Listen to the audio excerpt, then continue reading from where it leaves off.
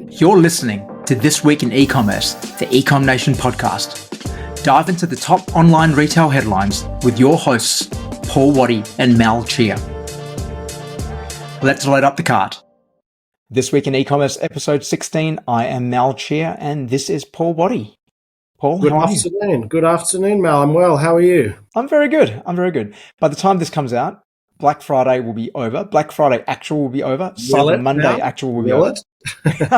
Well, the actual dates will be over, is what I'm saying. So, and I'm hoping, and I'm keeping my fingers crossed now that by the time you listen to this, your sale is hopefully over or about to finish. You're about to send that last chance email, and that'll be it for the year. That's what I hope. That's my true hope. Yeah, sure. Let's go with that. One can only, wishful thinking. Wishful thinking that will be off the screen. I suspect we'll see a few going into December. Which will then become Boxing Day and Christmas and everything else. But what are you hearing on the street with what's going on at the moment? Interesting. Like some huge opening days. So we had one client there that did 3 million in a day, and another. Well, we probably had a few that did 1 million. Give Ecom Nation a plug here. We had a few that did $1 million in a day or half a day, $1 million plus. Got G'd up tonight. That'll probably do God knows what, 3 million or something. Yeah. So at what 3 million without actually discounting anything. Let's make that clear. Yeah, it's a FUCK Black Friday sale where they're just actually rewarding their existing database. They're not looking for new ones. They're not offering discounts. So again, going against the curve there. Now, I reckon they're going to do. Let's report back, but I reckon they're going to go between 4 and 5 million for the week. I think so too. For the few days. Look, I'm seeing massive opening days, like huge, like so many brands doing in the millions in a day, or 500,000, or just huge opening days. I'm seeing a lot of brands falling off a cliff on day 2 and day 3. Not all, but what I'm thinking is the ones, and I'm also seeing a lot of those brands that are falling off a cliff are just getting massive amounts of repeat customers and not enough new, in my opinion. Now, I always say, like, your repeat customers should do the heavy lifting, but not 95% of it. Like, you still need to bring new customers in before. And I think what we're seeing is a lot of brands who didn't do that prep work in October are getting big sales on day 1, and then just the customers have purchased and there's not enough in the funnel to keep purchasing. Whereas you're seeing brands, and I give a shout out here to Mason Sabro, give a shout out here to Who is Elijah. Not because, Mal, we were doing the funnel work there in October, but the same approach, like really building the top of funnel well in advance, and then getting closer to the day, sort of hyping up a little bit in that middle funnel, and then just having really good big day, opening day, but then really strong days after, and maintaining 40 to 50% new customers as well, if not more. And then on the flip side, some of these brands falling off on day 2. I've seen one brand go from $1 million on day 1 to sort of like 100, then 60 and 80, and still a lot, but not when you did $1 million. And it's something like 95% repeat customers. So just, again, not enough work in that funnel. So I think, as we say, the ones who are prepared, and I'd like to think that our clients are prepared, are having really good, strong months and bringing lots and lots of new customers in, which is going to set them up for 2024. And overall, some really good sales. And that shouldn't surprise us, even though economic conditions are tough. A few episodes ago, we talked about Aldi doing really well at this point. People are bargain hunting. So I think there's money out there to be spent on bargains. This is the bargain period, and it feels like it's going bananas. What do you think? What are you feeling? I'm feeling about the same, that, for the most part, everyone's doing pretty well, I feel, with really good sales. But similar thing as well, like I'm seeing a few brands who are dropping off quite quickly and having to push the sale with either even deeper discounts to kind of keep things propelling forward, particularly if they're going for the 20, 30 day long sales, which I've seen a few of those. But the ones who I work closely with and you work closely with, because they've done that prep work up front, really focus on building the audiences, they've got a lot of new customers to kind of keep bringing in, because there's a lot of people who are kind of in that middle of the funnel consideration stage who we can now try to really focus on converting, throughout the rest of the Black Friday period. So there's a few there who are doing quite well. But I think what we're seeing also with the increase in sales is just, again, more of that shift from spending from December into November, where I think, as we saw last year, we're going to have a pretty soft December because people are buying now. They know that the discounts are coming are right now, so they're bringing their spend forward. Every person I've spoken to who is actively shopping during this period is shopping not just for themselves, but also doing the Christmas shopping now as well. They're not waiting to December to do Christmas shopping, and they're probably not even going to think about Boxing Day. So isn't necessarily that, this period are people spending more, or are they just spending it in a different pattern? I'd probably say they're probably spending a little bit less in a different pattern. They're just moving that December spend forward to November, doing all the Christmas shopping now, and they're going to really, really tighten the belts in December. Yeah, 100% agree. I think we're seeing that because huge sales, and the last 6 months have been not so huge. So yeah, I think people have been waiting for this sale. I think they're spending up big, and I agree. I think that brands that don't have anything planned for, let's say, December onwards, are probably going to struggle because you've just brought your sales forward. So that again represents that challenge we might have spoken about last episode. It's like, great, that's done. What do you got for December? What do you got for January? What do you got for February? And I think I feel for the ones who are actually discounting all their stock and are going to be left with only rubbish stock. I was thinking about that today. Like, if you're a brand that has like a small range and it's all on stock and you don't refresh it, you don't freshen it up every so often, then it's just the same stuff cheaper.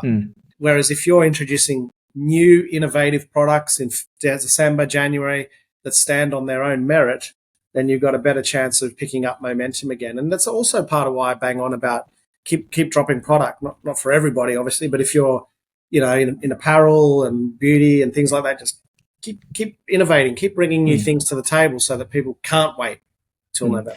Well, it's what we talked about last week with the Iconic, with the fact that they have so much of their cash flow tied up into aged inventory. They can't reinvest that into new stock, which particularly for fashion is so important.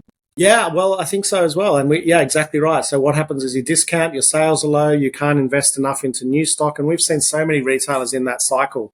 You're just trying to get out of you're just trying to pay your bills. You're just trying to get on top of things, let alone bring new ranges out. And that's also why it comes back to really ordering the right amount of stock, getting great payment terms. It's not all about ordering massive amounts of stock. It's about moving through it, recouping your money really quickly so you can go into production for the next one, and just building that really tight cycle. And again, I'd call out probably Mason de Sabre here. I think the last year have done that really well, like just constant innovation, tech, and then small tech, and then luggage, and then duffel bag, like just tackling new products consistently, always on the go. And they've had a great, really great, highly profitable start to the financial year. Yeah, absolutely. Now, speaking of some good fortunes and not so good fortunes, last week we spoke about ChatGPT and the launch of the GPT store and the ability for anyone to go and make their custom GPT, which we were both very excited about. Very shortly after that, literally the next day after we recorded that, Sam Altman, the CEO and founder of OpenAI, which is the company which built ChatGPT, was ousted as the CEO. He was removed from his role as a CEO by the board, who gave very little information about the reasons for that. There was a lot of speculation about why. One of those reasons was that it could have been to do with the ChatGPT store, which they felt was more of a commercial venture versus OpenAI, which is actually a not-for-profit. But again, it's a lot of speculation. So, and then over the weekend, after Sam Altman was fired, Microsoft then hired him, and Microsoft is the biggest investor in OpenAI. Microsoft hired him to lead an advanced AI division.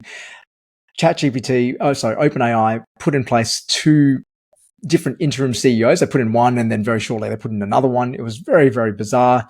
And then very shortly after that, there was 500 of the 700 employees at OpenAI signed a letter to the board saying that if Sam Altman wasn't reinstated, they were going to resign and they were going to join him at Microsoft.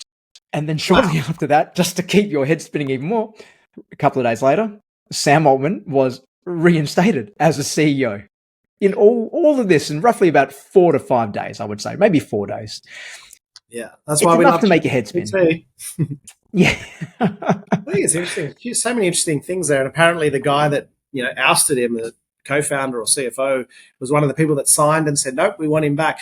Yeah, he I think changed his mind. Yeah. he changed his mind. So that's interesting. So tumultuous, to say the least.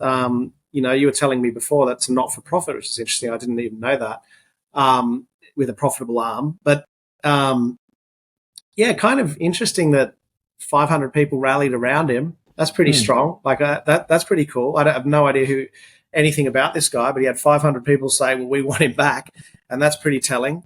Disruptive at the head, really disruptive at a time when I think they're probably just going so well and about to go through a massive phase.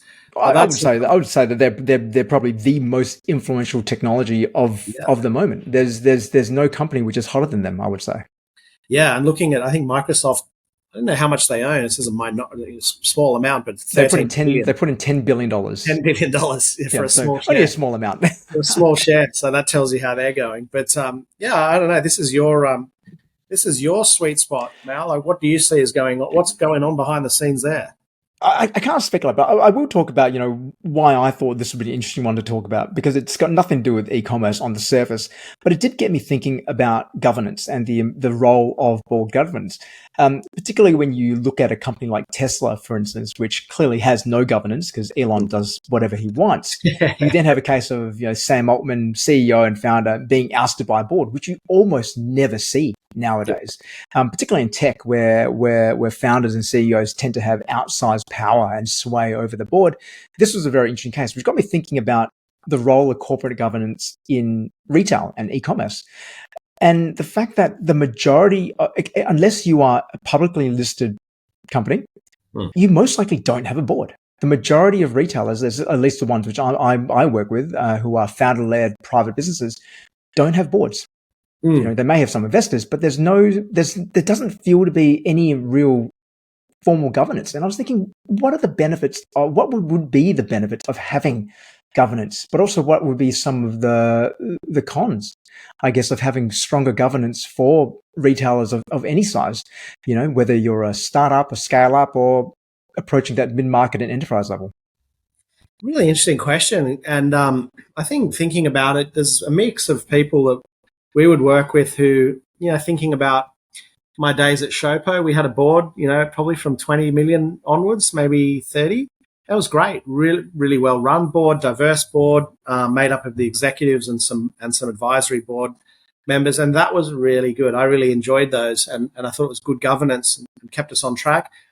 Thinking about some advisory board which we're part of. And I think that's a really well run board meeting and really well run company. So it really works, I think, there where we run things, really professionally. And I think it's great governance. Then thinking about other brands that we know who might be doing $100 million a year, and it's just the founders and one or two executives. Like personally, I like the structure, and I like, as an advisor, being able to hear everything, give an opinion. It just takes it away from being on the run a little bit. I don't think every company needs it, and some probably, particularly creative people, there's a lot of creatives in e-commerce, they probably don't like that style. But I personally, when it's run well with a good mix of people, I think it's good governance. I think where things get really dangerous, you see in business a lot of husband and wife, partner, business owners, brother and sister. That's all fine.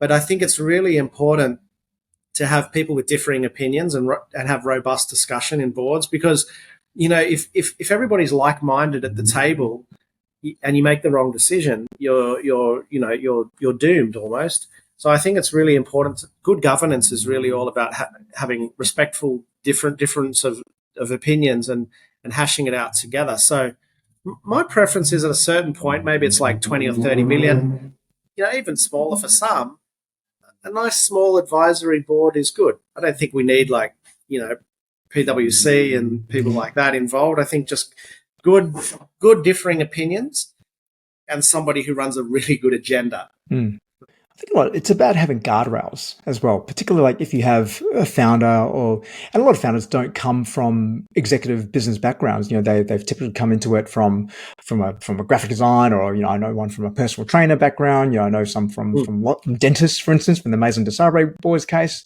people come from different backgrounds. So you don't necessarily have all the answers, but the purpose of a board is to be able to provide you with that advice, that advice, that strategic advice at a board level, and to hopefully provide you with some guardrails as well, to protect you from your worst instincts. So when you think, hey, do you know what, I'm going to go on sale at 50% off site wide, you've got someone there to tap you on the shoulder and say, actually, do you know what, this is going to do X, Y, Z to the margin. We should be aiming for this instead. Yeah, guardrails is good. And I think, again, it's just having that formal sit down where you actually say what is on the agenda for this month, this quarter, because we are moving so fast that these things get forgotten. So even as an advisor, that's how I prefer to work, is to go in, hear from everybody, listen, take notes, give feedback in a nice controlled environment rather than the constant on the go. And that's just something that I learned over the years of being an advisor, is I prefer that to the back and forth each day. And there's an element of that always, but a nice time to sit down, bring your best ideas, bring an open mind, grab a coffee, sit down and have a board meeting. I've been on a board that was incredibly bureaucratic and got nothing done.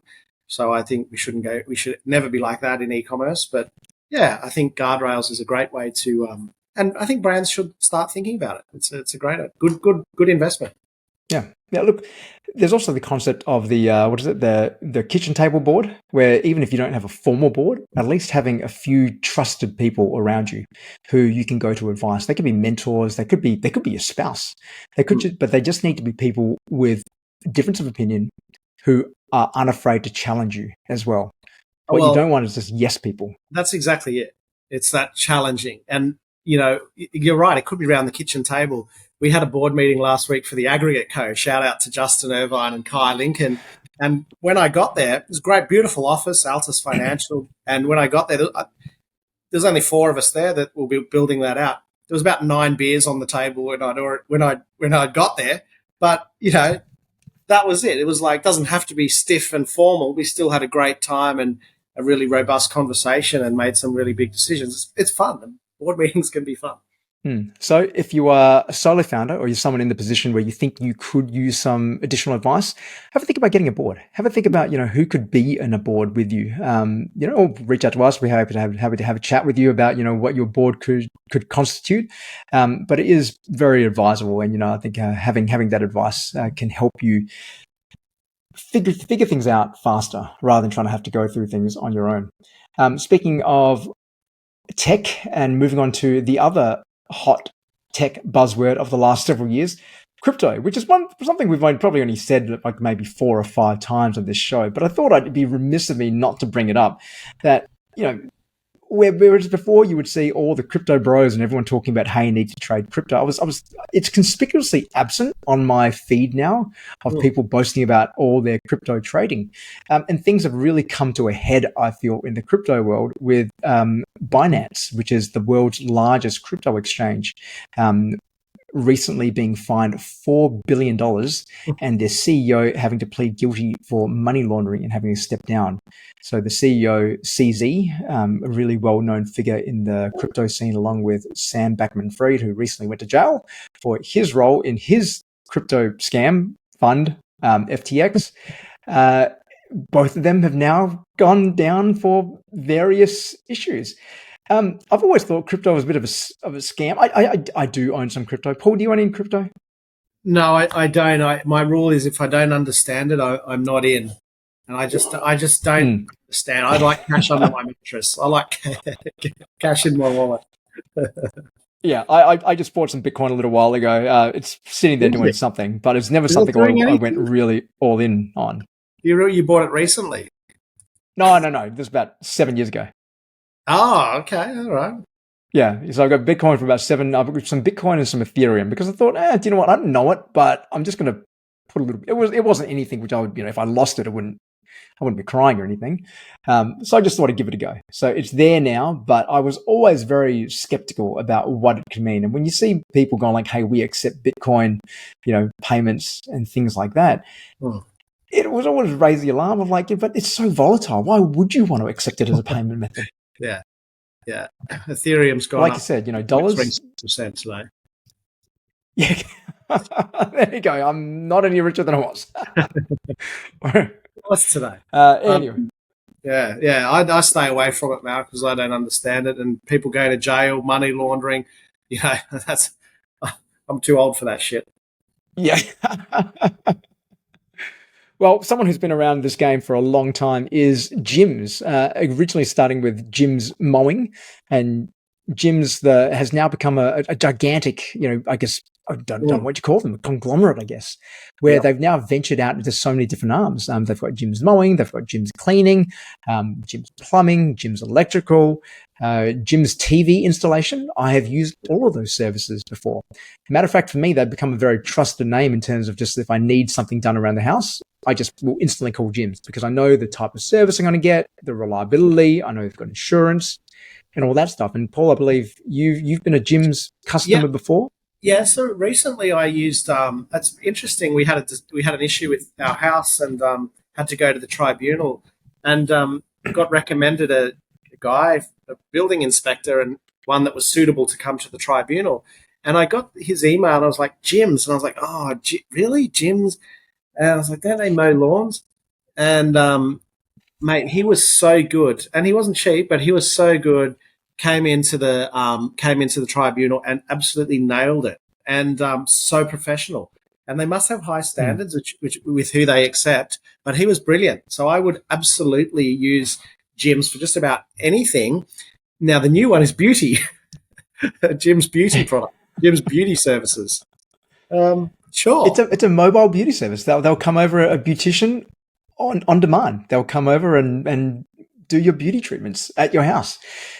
Now, do you think that that's look? We talk about brand, and I talk about the concept of brand elasticity. That at what point does your rubber band snap, your brand band snap because you're trying to do something which is completely out of the wheelhouse? Do you feel that this is too much of a stretch for gyms? No, because they're already kind of, in different things like TVs and so on, cutting lawns, go to the tribunal, and also I think there's such a strong brand that obviously a different pool of people that they're attracting. I guess thinking about, I'm sure they would have a framework that's validated this idea. They would have an incredibly large customer database, and I can imagine they're just thinking about ways to upsell their database. So I'm sure they would have access to a plethora of data that tells them that this is a good idea. But I think that if you look at their reviews online and so on, they're generally very, very good. They do things very, very well. So if it was like, if it was the guy that was mowing my lawn, Mal, that was coming to do my hair, then I would think that that's possibly extending into a different category too soon. But I know that it's going to be someone completely different, and it's going to be someone who's brilliant. So I think they're one of those brands that are strong enough to probably do just about anything. And I'm sure they've got a great framework that just works.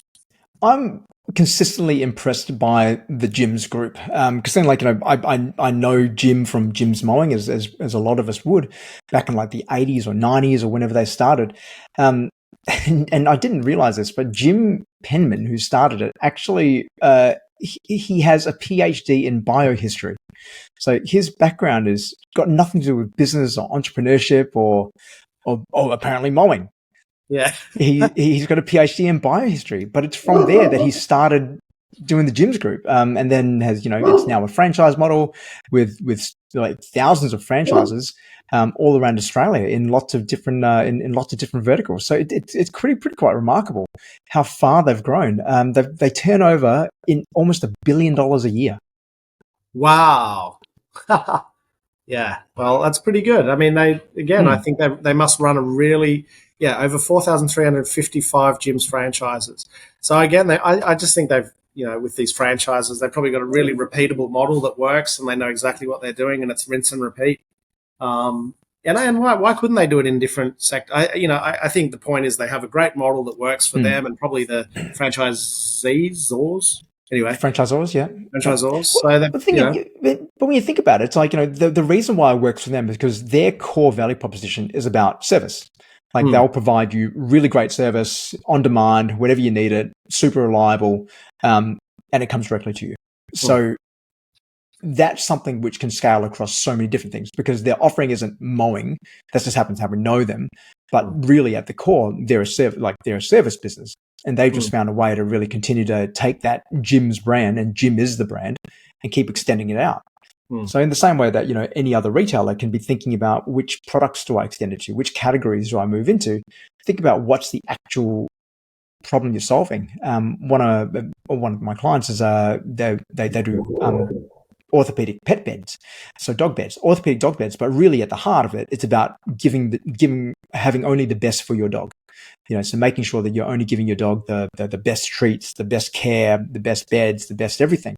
So we've created a brand there which can really easily extend out into things other than dog beds, because it's all just about, loving your dog and giving your dog, the best for them. If it's good enough for you, it's good enough for them, sort of thing. So that's the model, which has kind of opened the doors for okay, the next 3 to 5 years after we nail the pet beds, moving into other categories, because you can build that elasticity into your brand. Even if you don't have it from day one, thinking about what's that value proposition which you offer, and then how can you create something which can stretch out over multiple products and categories, like Maison de Sabre have done. From being a phone case company to being a leather goods company. Yeah, exactly right. And you're right. His unique value proposition is probably customer service, customer delight. He's got a book here, Jim, called Every Customer a Fan. So it's obviously, at its core, it's really, really good service. It's not like, we're just specialists at mowing lawns or, whatever else they do. It's just customer service at their core and reliability. And people will pay for that and trust that. So, yeah, I think that's great. I love it. Reminds me of Zappos and what we were talking about last week with Tony Hsieh.